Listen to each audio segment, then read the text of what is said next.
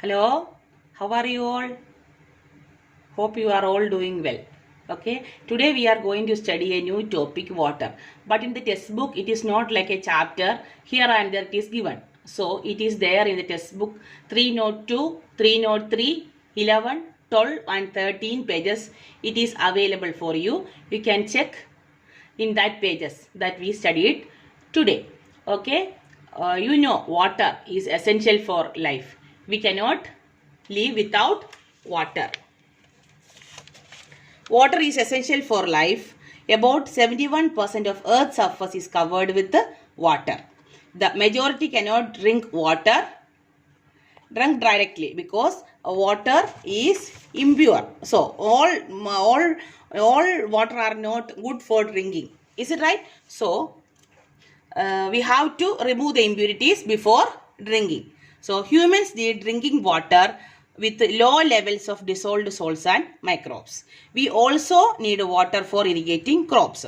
Okay, you know water, we cannot live without water. So next one we are going to study about the chemical test of water. This test will get only when the water is pure. Okay, so many impurities are there, we will not get the result. So it is the test for pure water. You already studied one test in first sum, but we have to study again with chemical test for water using cobalt to chloride and copper to sulfate. That means first one, cobalt to chloride, that is anhydrous. What do you mean by anhydrous? That means no water is there. You all know that. Anhydrous copper to chloride is blue in color. Is it right? Is blue in color. While adding water to it, it turns to pink. That is the thing. That is anhydrous copper, anhydrous cobalt chloride is blue in color. While adding water to it, it turns pink. That is, I show in the textbook. Listen here. This is the paper. The test of the presence of water using cobalt chloride paper. This is the cobalt chloride paper. Okay, see, look at, this is blue in color. Is it right? While we are pouring water here, what will happen? It turns to pink. The place where the water come, it turns pink.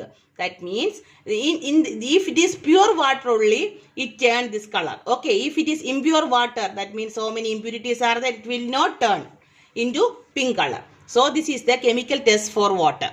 Okay, first test, that is cobalt chloride paper turns pink while pouring water to it. Give the equation. Anhydrous copper chloride, while adding water, it gives hydrated copper chloride. Okay, it is pink in color. Cobalt chloride gives cobalt chloride 6H2. That means it is hydrated. It is pink in color. It is blue in color. Understood?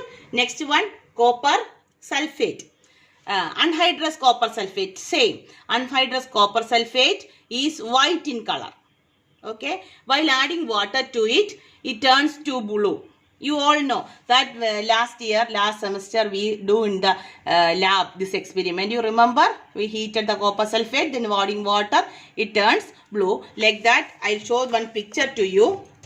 See, this is the anhydrous copper sulfate. While adding water, it turns blue.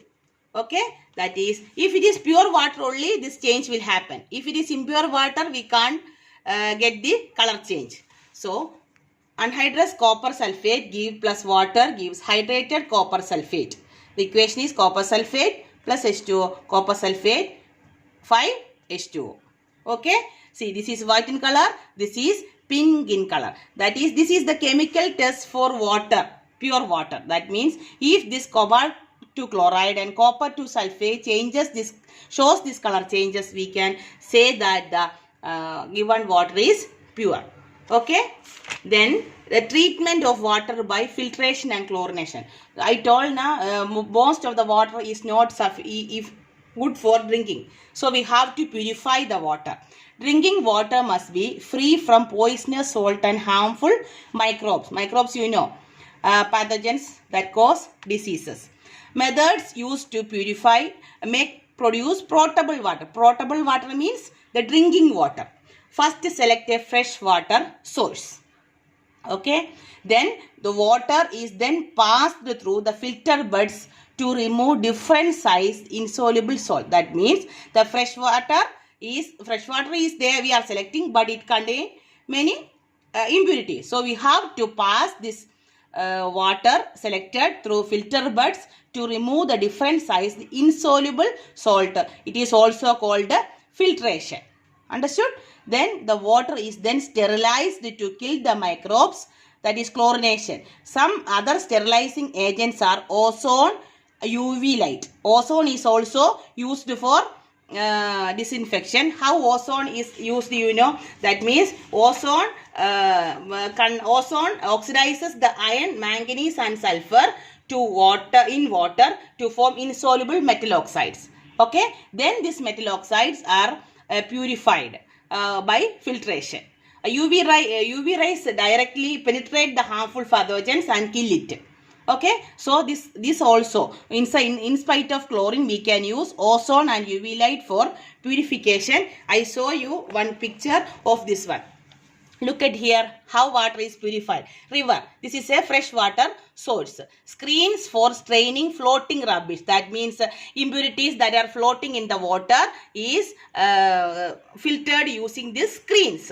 Then the river water pumping station. It is passed, that is screened water is passed through pumping station, then to storage reservoir. In that storage reservoir we are treated with ozone to make the soluble, or that means to make the oxides of iron, manganese and sulfur to insoluble impurities. Then it reach the precipitates. The precipitators, that means to clear solid particles. That is, while we are applying here ozone, what will happen? It form insoluble impurities of oxides. Then here it is precipitated, and it is due to the weight of the insoluble particles, what will happen? The gravity sand filters is used. That means it will deposit down in the due to gravity, that is rapid gravity sand filters. That is, at once it will reach here, it will settle down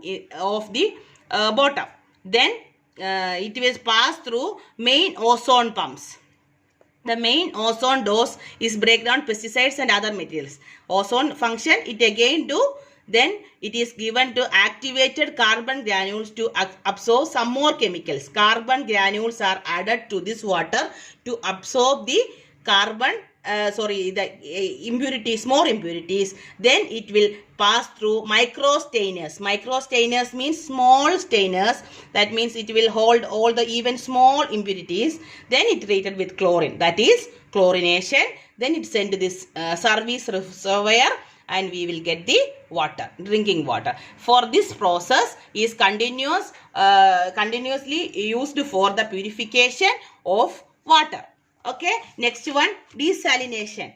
Desalination is the process in which seawater is changed to drinking water by taking out of salt. That is, so salt is removed from the seawater, and the seawater make it used for drinking. That is, this process is called desalination. And there are so many uses of water, you know. No use of saying, but I will say this in the syllabus. Uses of water. In home, drinking, washing, cooking, so many purposes, cleaning, we are using water. In industry, water acts as a solvent for dissolving so many materials, and it is used as a coolant for many purposes. Okay, this is all about water. Thank you.